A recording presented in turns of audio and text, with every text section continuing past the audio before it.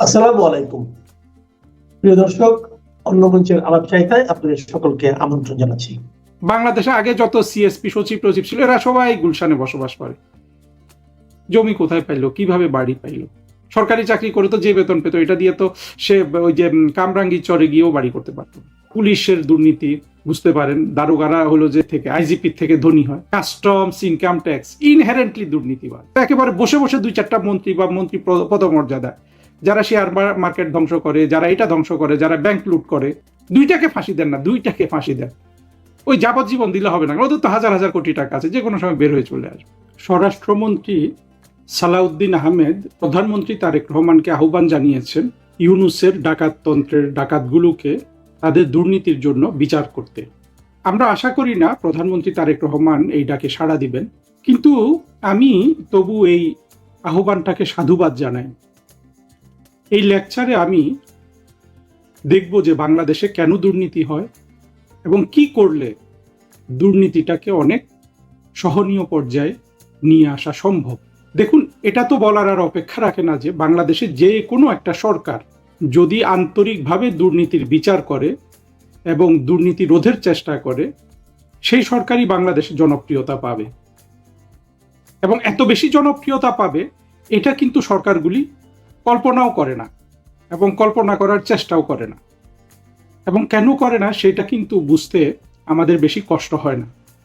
করে না এই জন্য যে এখানে যারা বিচার করবে, যাদের সদ থাকলে বিচার করা সম্ভব, তারাই দুর্নীতিবাজ। সহজ কথা। এই জায়গা থেকে বাংলাদেশ বের হয়ে আসবে খুব দ্রুত, এই সম্ভাবনা কিন্তু নাই। বাংলাদেশে দুর্নীতি হয়, একেবারে বড় একটা কারণ বাংলাদেশে দুর্নীতি হওয়ার জন্য, সেটা হলো বাংলাদেশ জাতিগতভাবে দুই ভাগে বিভক্ত। একটা দেশে যেই ধরনের জাতির মধ্যে যেই ধরনের ইউনিটি থাকা দরকার, যে ইউনিটি থাকলে বিলঙ্গিংনেসটা সবার কাছে গ্রো করে, যে ঐক্য থাকলে সবাই মনে করতে পারে যে এই দেশটা আমার, সেই ইউনিটিটাও তো আমরা তৈরি করতে পারিনি।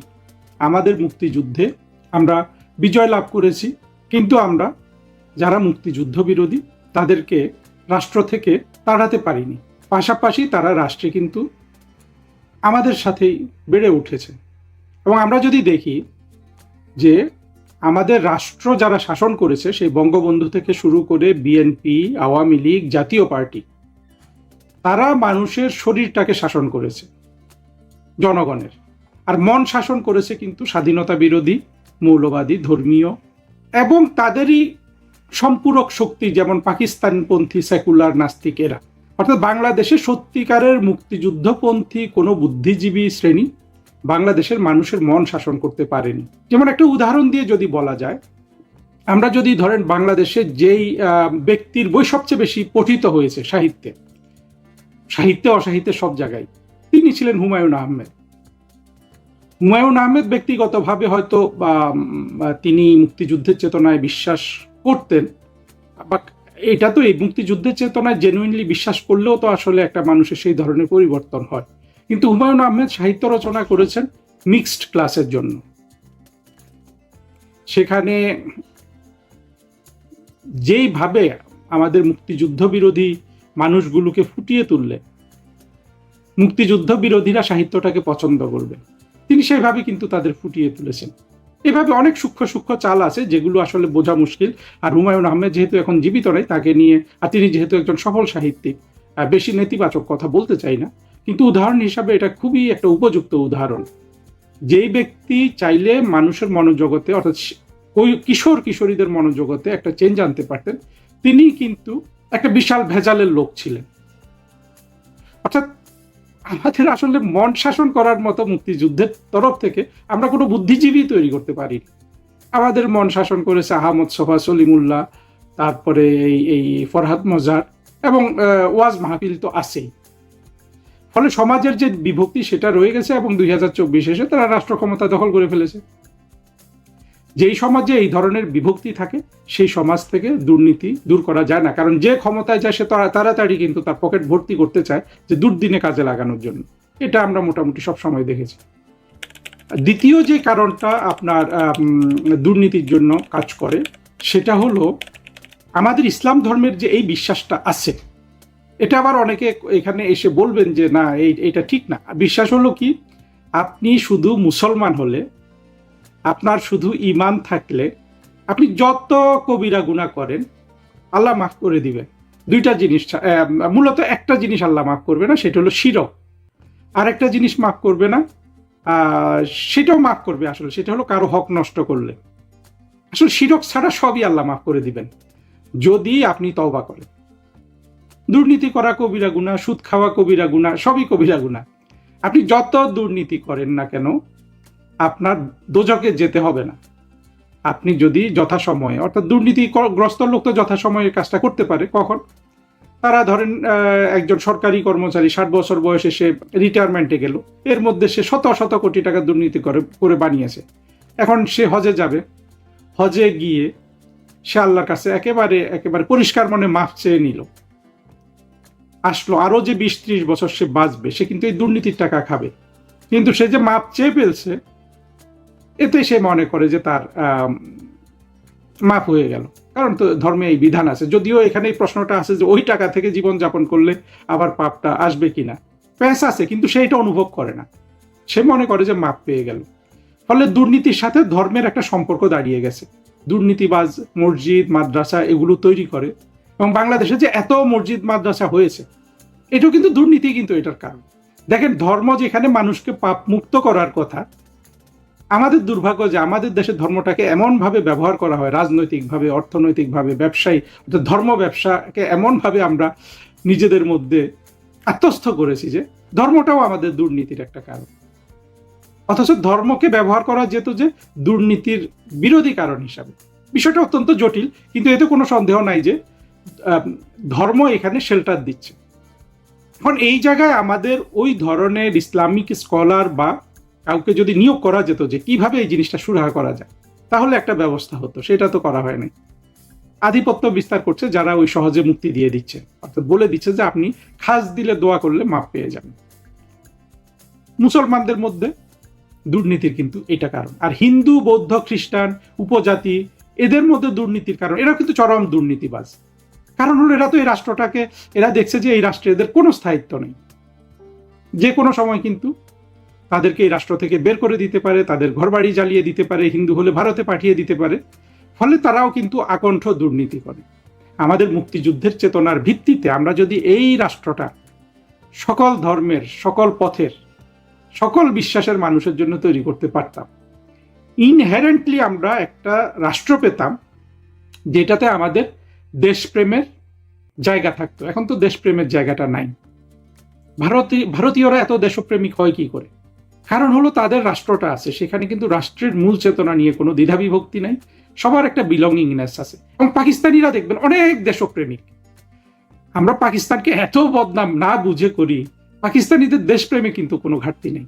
যে দেশপ্রেমটা বাংলাদেশে গড়া সম্ভব হয়নি, কারণ হলো আমরা মুক্তিযুদ্ধ বিরোধীদের অত্যন্ত ভুল নীতিতে তাদেরকে এই দেশে থাকতে দিয়েছি, এবং তারা এত লোভী যে তারা রাষ্ট্রটা তাদের জন্য চায়।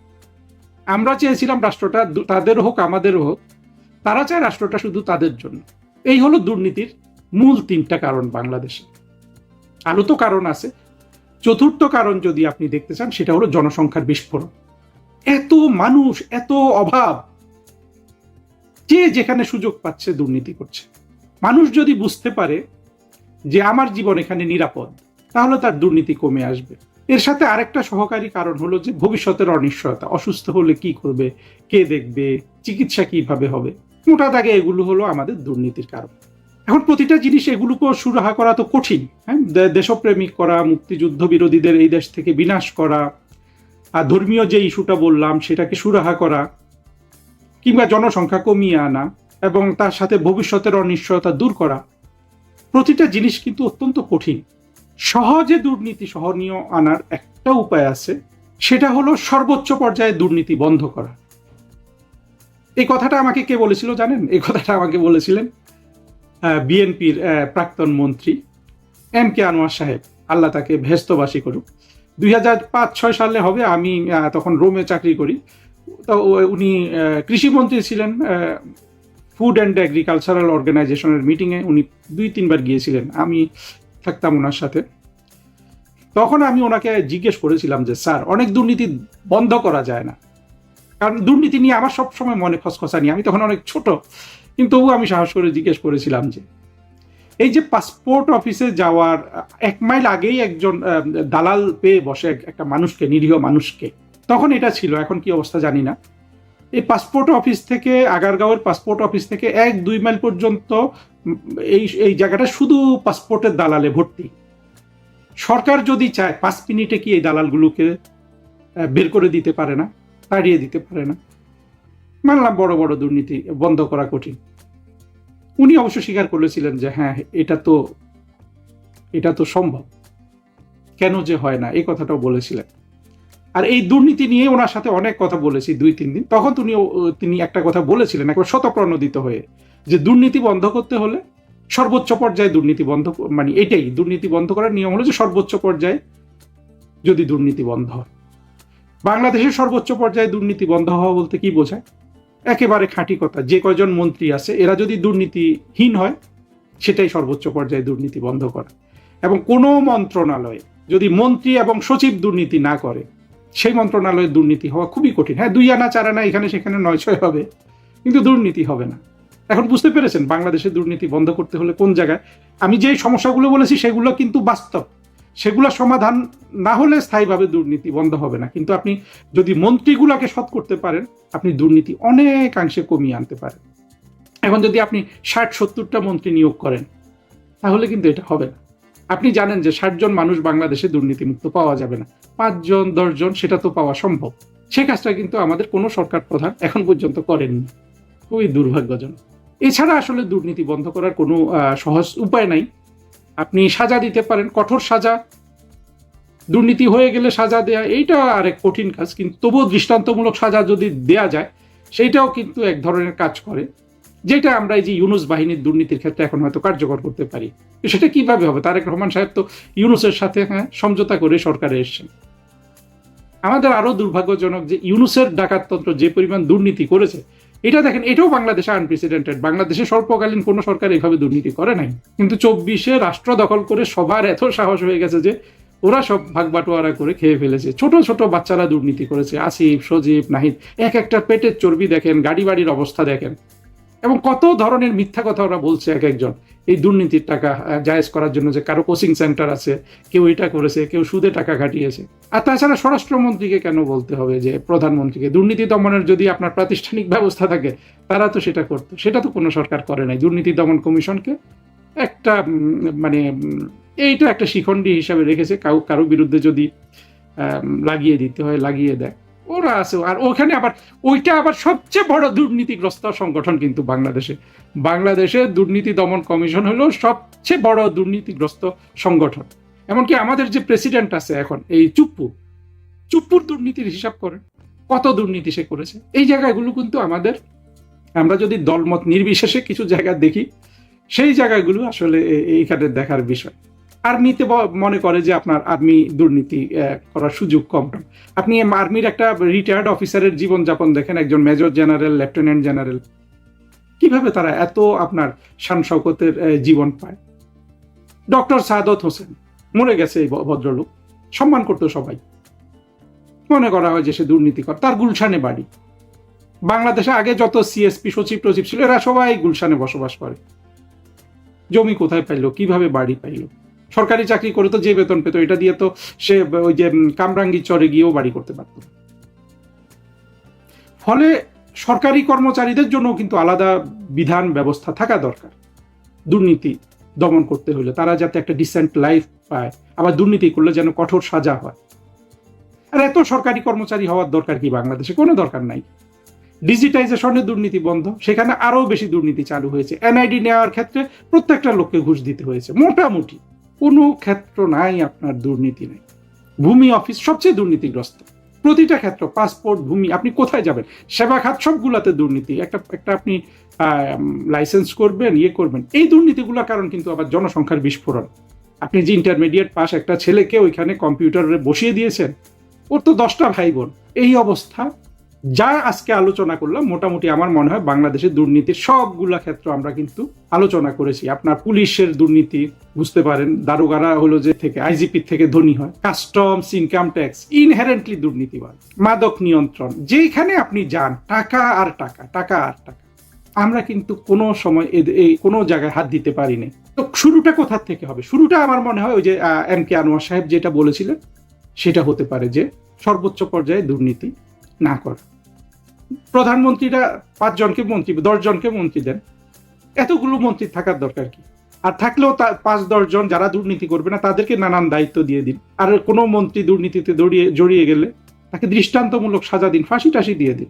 এরকম 2-4টা করলে, তারেক রহমান যদি এখন তার কোনো দুর্নীতিবাজ মন্ত্রীকে যদি ফাঁসি দেয়, দেখবেন অনেক চেঞ্জ হয়ে যাবে। এটা যদি প্রধানমন্ত্রী শেখ হাসিনা করতেন, যে যেখানে দুর্নীতি করেছে অনেক উন্নতি হয়ে যেত। একেবারে বসে বসে 2-4টা মন্ত্রী বা মন্ত্রী পদমর্যাদা, যারা শেয়ার মার্কেট ধ্বংস করে, যারা এটা ধ্বংস করে, যারা ব্যাংক লুট করে, 2টাকে ফাঁসি দেন না, 2টাকে ফাঁসি দেন। ওই যাবজ্জীবন দিলে হবে না, ওদের তো হাজার হাজার কোটি টাকা আছে, যে কোনো সময় বের হয়ে চলে আসবে। ফলে চাইলে যে কোনো এই পদ্ধতিটা তো অন্তত চাইলে অ্যাপ্লাই করা যায়, যে সর্বোচ্চ পর্যায়ে অন্তত 5-10টা মন্ত্রী শুধু দুর্নীতিহীন হওয়া না, তাদেরকে ব্যবহার করে ওই যে সর্বোচ্চ পর্যায়ে দুর্নীতি রোধ করা, সেটা করেন। এটা তো অসম্ভব কিছু না। শেখ হাসিনার দেশে ফিরে আসা নিয়ে আবার হঠাৎ করে নতুন আলোচনা শুরু হয়ে গেছে। তিনি এই বাংলাদেশ থেকে যাওয়ার অল্প কয়েকদিন পর হঠাৎ করে বলে ফেললেন যে তিনি টুস করে ঢুকে পড়বেন যে কোনো একটি সময়, এবং তিনি তার সেই যে বাংলাদেশে ঢুকে পড়ার কথা তিনি বলেছিলেন নিজের মুখে তার এক কর্মীর সঙ্গে কিংবা আওয়ামী লীগের কোনো নেতার সঙ্গে, এবং এই সকল টেলিফোনে যে সংলাপ তা আবার আওয়ামী লীগ বা তিনি নিজে সেটা আবার ফাঁস করে দিয়েছিলেন। এই রাষ্ট্র ব্যবস্থা 17টি বছর ধরে তিনি তিলে তিলে সেই তার যে বাহিনী, তার যারা অ্যালাইড, তাদেরকে তিনি লালন করেছেন, পালন করেছেন এবং প্রতিষ্ঠা করেছেন। ফলে এই রাষ্ট্র ব্যবস্থার পরতে পরতে তার লোকজন আছে। এই রাষ্ট্রে যে সকল প্রযুক্তি এসেছে, যে সকল ভালো দিক আছে, একই সঙ্গে যে সকল মন্দ দিক রয়েছে, প্রায় সব জিনিসগুলো তার মুখস্থ। ব্যাংকে কয়টি টাকা রয়েছে, কেন্দ্রীয় ব্যাংকে কি কি সমস্যা আছে, ক্যান্টনমেন্টে কি হচ্ছে, ডিজিএফআই, এনএসআই, ডিজিএফআই, পুলিশ কতটুকু লাভ দিতে পারে, কতটুকু তাকে উপকার করতে পারে, ক্ষতি করতে পারে, সব জিনিস তার মুখস্থ। ডক্টর মোহাম্মদ ইউনূস যে চেয়ারে বসেছেন, সেই চেয়ারে তিনি 17 বছর প্রচণ্ড প্রতাপ নিয়ে এক নাগারে তিনি চালিয়ে গেছেন। আবার গত 4 মাস ধরে তারেক রহমান সাহেব যে চেয়ারটিতে বসেছিলেন, সেই চেয়ারটিতেও তিনি 17 বছর বসেছেন। ফলে এখানে থেকে তারেক রহমান সাহেব কী করতে পারেন, তারপর ডক্টর মোহাম্মদ ইউনূস কী করতে পারেন, এই পুরো জিনিসটি তার মুখস্থ। ফলে তিনি ইচ্ছে মতো নাড়ছেন, ইচ্ছা মতো খেলছেন, ইচ্ছা মতো প্রতিপক্ষকে রীতিমতো দৌড়ের উপর রেখেছেন। তার ফলে যখন ইউনূস জামানাতে তিনি বারবার আসতে চাইতেন, টুস করে ঢুকে পড়ার চেষ্টা করতেন এবং বলতেন যে আমি আছি, তোমাদের খুব কাছাকাছি, তখন লোকজন ভয় পেয়ে যেত। কোথায় আছেন? কাছাকাছি বলতে কি দিল্লিতে আছেন? কাছাকাছি বলতে কি আগরতলাতে আছেন, শিলিগুড়িতে আছেন, নাকি কোথায় আছেন? নাকি অরুণাচলে আছেন, মেঘালয়ে আছেন, আসামে আছেন? মানুষ ভয় পেত। আর ভয় পাওয়ার কারণও আছে। 17টি বছর তিনি কেবল বাংলাদেশের মানুষকে চুম্বন করেননি, আদর যত্ন দিয়ে লালন পালন করেননি, তিনি শাসন করেছেন, সোহাগ করেছেন, বাম্বু দিয়েছেন, আছাড় দিয়েছেন, আর যেটিকে বলা হয় থাবা দিয়েছেন। বাঘের যেভাবে থাবা, সেভাবে থাবা দিয়েছেন, আর অনেক কিছু। ফলে যারা তার দ্বারা উপকার পেয়েছেন, তার প্রেমে মুগ্ধ, তার আপত্ত স্নেহে, তারা সবাই আবেগ আপ্লুত। যাদের উপকার করেছেন তারা কৃতজ্ঞ, যাদেরকে ধাওয়া দিয়েছেন তারা দৌড়াচ্ছে তার কথা শুনে, আর মাঝে মধ্যে পিছনে তাকাচ্ছে, এই ধরে ফেললো বুঝি। যাদেরকে বাঁশডলা দিয়েছেন, ইলেকট্রিক শক দিয়েছেন, আয়নাঘরে ঢুকিয়েছেন, গুম করেছেন, ক্রস ফায়ার দিয়েছেন, কেউ বেঁচে গেছে, কেউ মরে গেছেন, কিন্তু তার পরিবারকে মেরে গেছেন। ফলে অনেকগুলো জায়গা, জনপদ, সব জায়গাতে তিনি একটা আতঙ্কের, ভয়ের, প্রেমের, ভালোবাসার একটা, যাকে বলা হয় জাগরণ, জোয়ার তিনি তৈরি করে রেখেছেন দিল্লিতে বসে। এর ফলে কি হলো, রাজনীতিতে কখনোই শেখ হাসিনা বিহীন রাজনীতি হচ্ছে না। তার যারা প্রবল শত্রু, তারা তাকে মোকাবেলা করার চাইতে তার বিষয়ে আল্লাহর হাতে ছেড়ে দিতে বেশি পছন্দ করছেন। তারা জানেন যে এই ভদ্র মহিলার পায়ের নখ থেকে মাথার চুল পর্যন্ত কূটনীতি, অর্থনীতি, ধর্মনীতি, দুষ্টুমি, আরও কিছু যা কিছু আছে, সব কিছুতে পরিপূর্ণ। তিনি এক হাতে বাঁকা বাঁশের বাঁশরি, আর এক হাতে রণতুর্য, এটি নিয়ে তিনি খেলেন।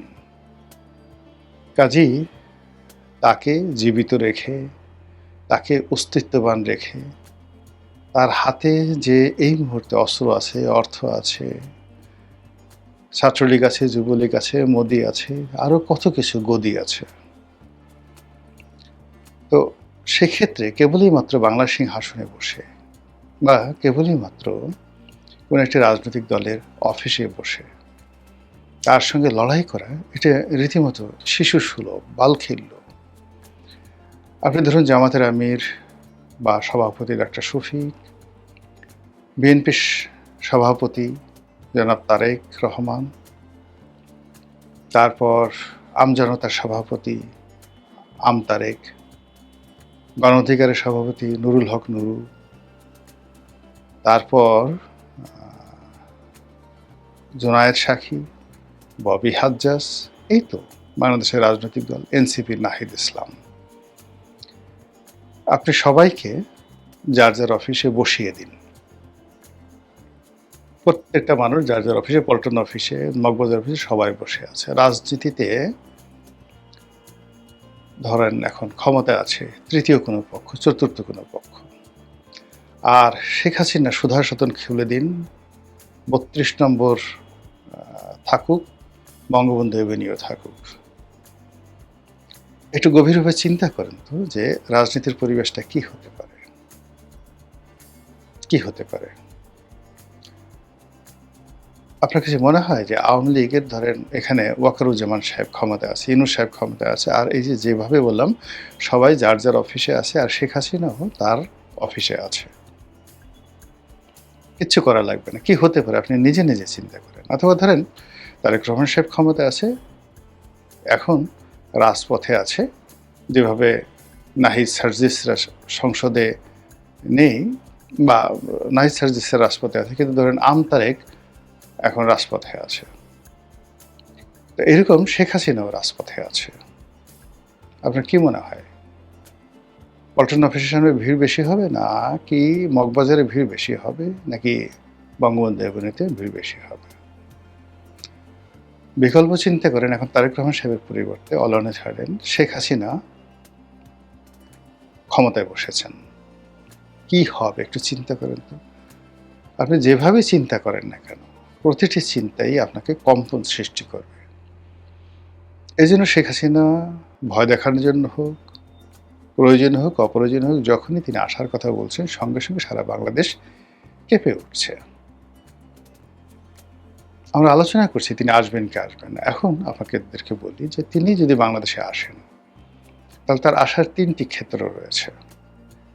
একটি হলো একেবারে সম্মানজনক, সহজ সরল পদ্ধতি হলো তার সকল মেশিনারিজ দিয়ে বাংলাদেশের পুরো রাজনীতির অঙ্গন তার জন্য অপরিহার্য করে তোলা, আর প্রতিপক্ষের জন্য জঘন্য, অসহ্য, অস্বাভাবিক, বিস্ময়কর এবং যাকে বলা হয় জনগণ বিক্ষুব্ধ হয়ে উঠবে এক্সিস্টিং রাজনীতিবিদদের ব্যাপারে।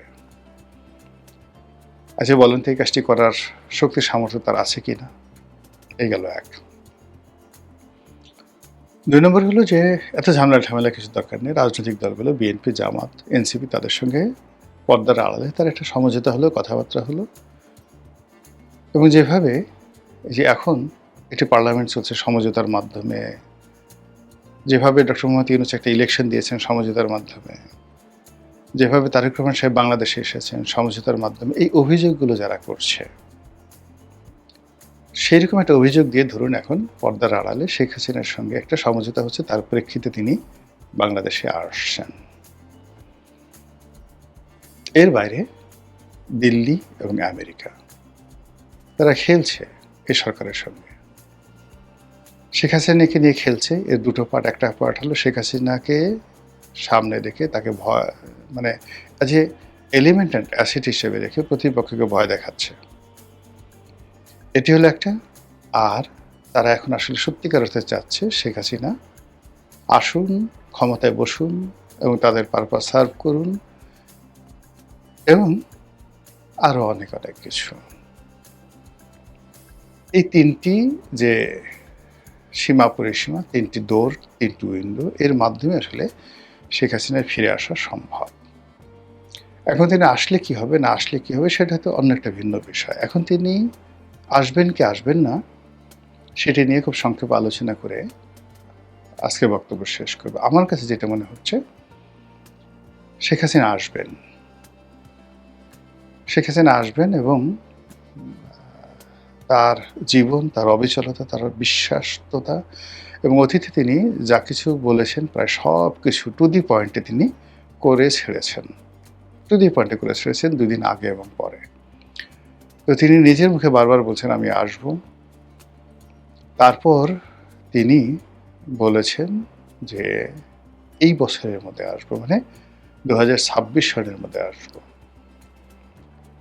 এবং তার একান্ত আলাপ আলোচনায় তিনি সবাইকে যে কথাটা বিশ্বাস করাতে চান বা আশ্বস্ত করতে চান সেটা হলো যে পরিবেশ বা পরিস্থিতি তৈরি হয়েছিল তাতে তার মরে যাওয়ার কথা,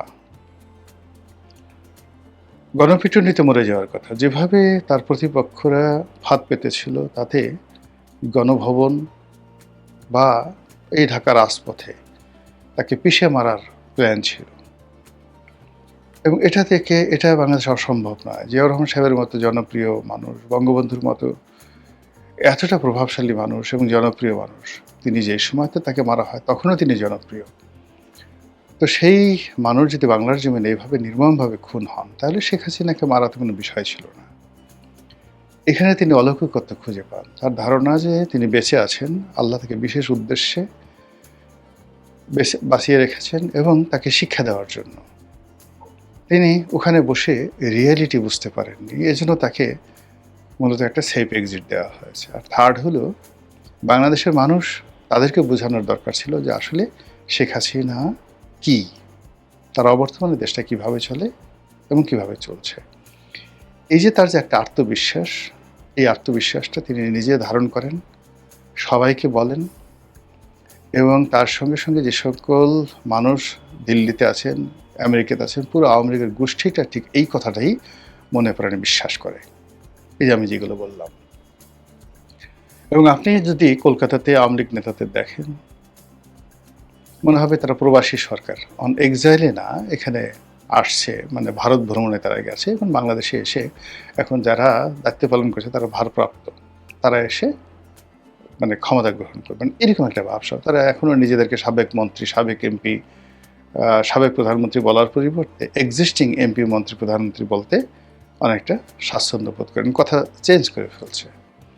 তো সেই অবস্থাতে অলনে ছাড়েন এই জুন মাসে যখন তিনি বলছেন যে আমি এই বছরই ফিরবো, মানে আপনার হাতে সময় আছে আর মাত্র 6 মাস, 6 মাস না, June, July, August, September, October, November, December, তাহলে হায়েস্ট 6 মাসের মধ্যে আপনাকে ফিরতে হবে। এটা ছেলে খেলা বিষয় নয়।